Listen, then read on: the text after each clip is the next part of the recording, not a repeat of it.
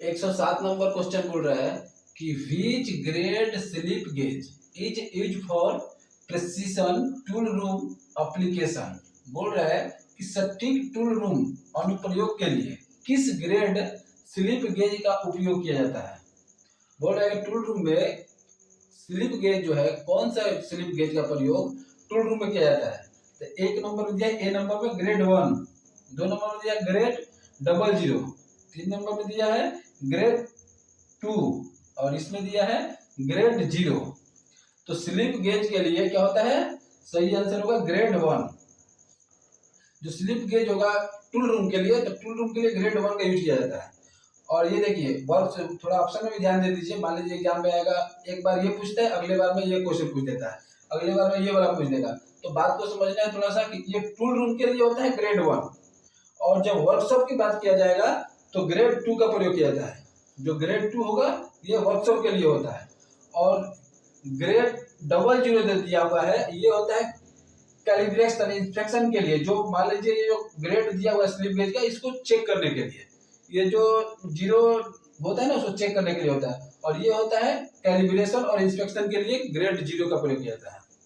तो इसका सही आंसर ग्रेड 00 जो है एरर डिटेक्ट करने के लिए होता है, और ये जो होता है ग्रेड 0 ये कैलिब्रेशन और इंस्पेक्शन के लिए होता है। तो हम लोग का क्या है, स्लिप गेज टूल रूम के लिए बोला गया है। क्या बोला गया है, टूल रूम। टूल रूम के लिए क्या होता है, तो ग्रेड 1 टूल रूम के लिए स्लिप गेज होगा तो टूल रूम। 108 नंबर क्वेश्चन बोल रहा है कि acetylene gas is produce form. Acetylene gas से डॉट डॉट से बनाई जाती है।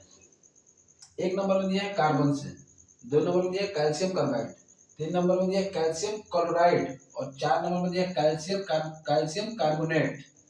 तो इसका सही आंसर क्या होगा, एसिटिलीन गैस जो होता है वो कैल्शियम कार्बाइड से बनाया जाता है। इसका सही आंसर क्या होगा, 2 नंबर कैल्शियम कार्बाइड, यही इसका सही आंसर है। 109 नंबर क्वेश्चन बोल रहा है कि which is the vertical distance from crest to the root. बोल रहा है कि शिखा से जड़ तक ऊर्ध्वाधर दूरी कौन सी है। एक नंबर में दिया है गहराई डेप्थ, 2 नंबर में दिया है फ्लैंक दिशा, और 3 नंबर में दिया है लीड, और 4 नंबर में दिया है पिच। तो इसका पहले समझिए, थोड़ा सा हम समझाने की कोशिश कर रहे हैं ये फिगर के माध्यम से, तो आपको जरूर समझ में आएगा। तो इसमें देखिए सबसे पहले बोल रहा है कि कैरेस्ट टू रूट।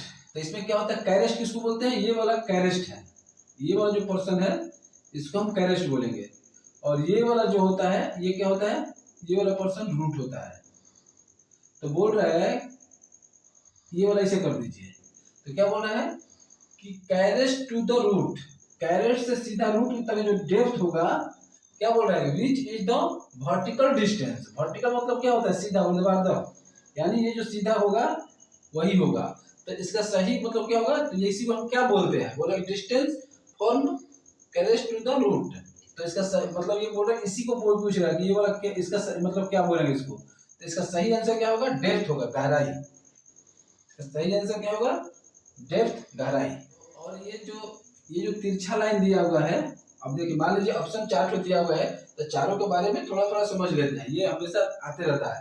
तो एक नंबर में देखिए मान लीजिए ये जो डेप्थ दिया हुआ है, ये वाला क्या हुआ, ये डेप्थ हो गया, और ये वाला कैरेस्ट हुआ, और ये वाला रूट हुआ।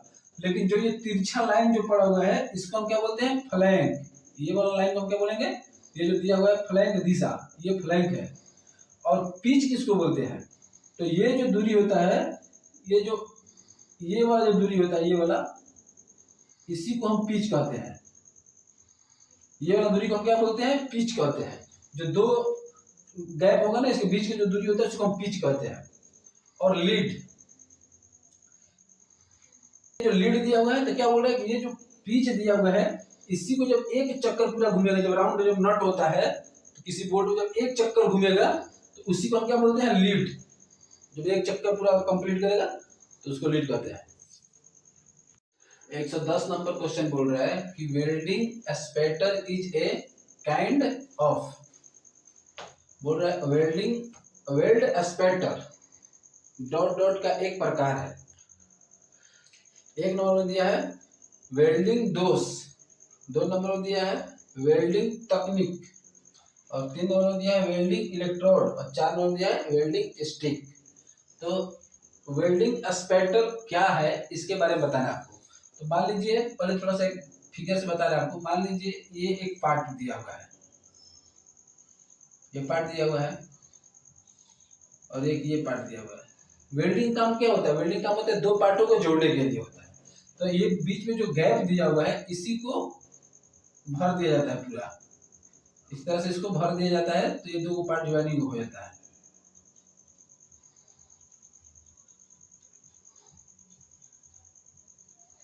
आप लोग देखिए थोड़ा इसे, मान लीजिए भर देंगे इसको,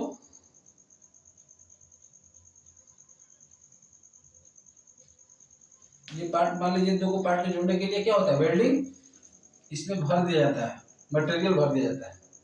तो इस जो मटेरियल को भरने जाते हैं तो उसी टाइम क्या होता है, जब इसमें आप हम वेल्डिंग मटेरियल भरते हैं तो इसमें छींटा पड़ता है, यहाँ पे जॉब पे इससे से छींटा पड़ जाता है।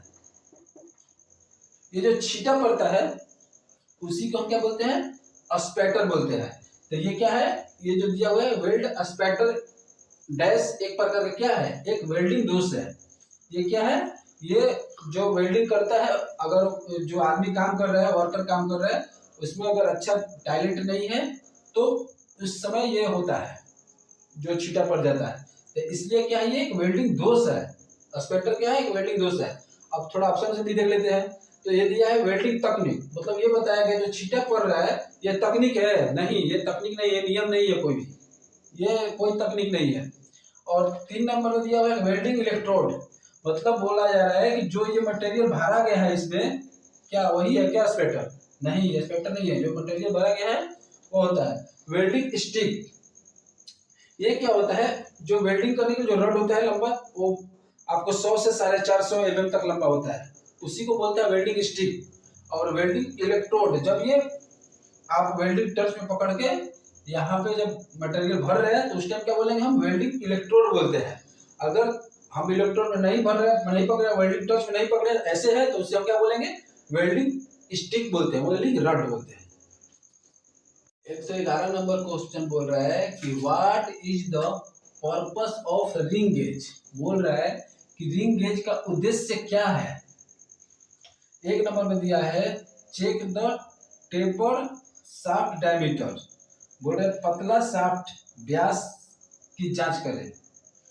2 नंबर में दिया है चेक द आउटसाइड थ्रेड, बाहर के धागों की जांच करने के लिए, बोले बाहरी जो थ्रेड होता है उसको जांच करने के लिए। 3 नंबर में दिया है चेक द आउटसाइड डायमीटर, बाहर के व्यास की जांच करने के लिए। और 4 नंबर में दिया check the ring hole diameter, बोला रिंग होल के व्यास की जांच करने के लिए।